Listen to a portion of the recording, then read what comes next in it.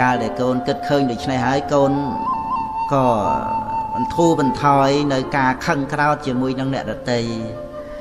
ព្រោះមនុស្សយើងផ្សេងគ្នាចិត្តវិញ្ញាណផ្សេងគ្នាការសន្សំសន្តានផ្សេងគ្នាវិបាកកម្មក៏ផ្សេងគ្នាអ្វីដែលត្រូវគៀបសង្កត់វិតរស់នៅចិត្តសន្តាននឹងទៅតាមសភាពការបច្ចុប្បន្ននោះដូច្នេះកូនត្រូវរៀនឲ្យបានយល់ដឹងសេចក្តីពិតចំពោះអ្វីគ្រប់យ៉ាងដែលជាសភាវៈពិតជាធម្មជាតិនោះឯងដែលអ្នកណាក៏មិនអាចចេះតែចង់បានឲ្យដោយចិត្តរបស់ខ្លួននោះទេចាំបាច់និយាយថ្មីថានឹងផ្ដល់ប្រគល់មកឲ្យយើងពេញចិត្តទៅគ្រប់រឿងសំបីតែឲ្យដល់ខ្លួនគាត់នឹងមិនទាំងបានផង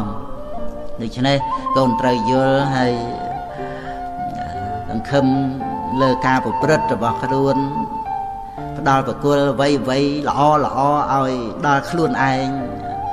ឲ្យសប្បាយចិត្តខ្លួនឯងទៅកុំចេះតែសង្ឃឹមចង់បានពីអ្នកដទៃនាំឲ្យកូនកើតទុក្ខនៅពេលដែលខកចិត្តនឹងឯងកូនមានឪពុកធម្មជាតិមិនដែលឲ្យអភ័យដល់អ្នកណាឡើយអ្នកណាធ្វើយ៉ាងណាត្រូវទទួលយ៉ាងនោះប៉ុន្តែធម្មជាតិបានឲ្យឱកាសដល់មនុស្សយើងគ្រប់គ្នាគ្រាន់តែថាដោយច្រើនមនុស្សយើងមិនចេះទទួលយកឱកាសនោះមកកសាងខ្លួនឬយកមកកែប្រែខ្លួននោះឯងមកហើយធម្មជាតិក៏ប្រព្រឹត្តទៅតាមកម្មគឺការប្រព្រឹត្តរៀងខ្លួននឹងទៅកូនចោលអ្វីផ្សេងបានតែកូនកុំបោះបង់ខ្លួនឯងចោលឲ្យសោះព្រោះនៅក្នុងโลกនេះមិនមាននរណាជាទីពឹងរបស់កូនក្រៅតែពីកូនខ្លួនឯងទេដែលនឹងត្រូវជួយ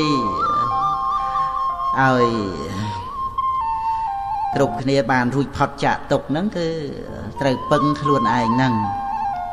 កូនត្រូវដឹងថាអ្នកក្លាហានគឺអ្នកដែលអាចបង្កប់ចិត្តខ្លួនឯងបានជាចវាយនាយលើចិត្តខ្លួនឯងមិនមែនមានតណ្ហាឬការខឹងក្រោធនឹងមកជាចវាយនាយគ្រប់គ្រងចិត្តនោះទេកូនកើតមកជាមនុស្សហើយត្រូវព្យាយាមបំពេញសេចក្តីល្អឲ្យខ្លាំងក្លាជាទីបំផុតព្រោះកូនមិនងាយបានជួបនៅឱកាសដ៏ល្អដូចនេះឡើយ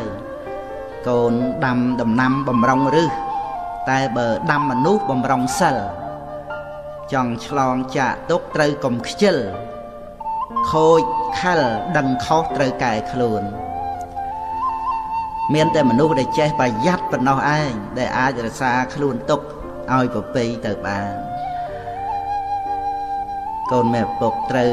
រក្សាខ្លួនដោយការប្រយ័ត្នប្រយែងជាទីបំផុតព្រោះมันមានអ្វីដែលត្រូវរក្សាឲ្យក្រៃលែងជាងការរក្សាខ្លួននេះឡើយលោភៈមួយផ្លេតនាំមកនៅសេចក្តីទុក្ខអកាលជាអង្វែងទោសៈក៏ដូចគ្នា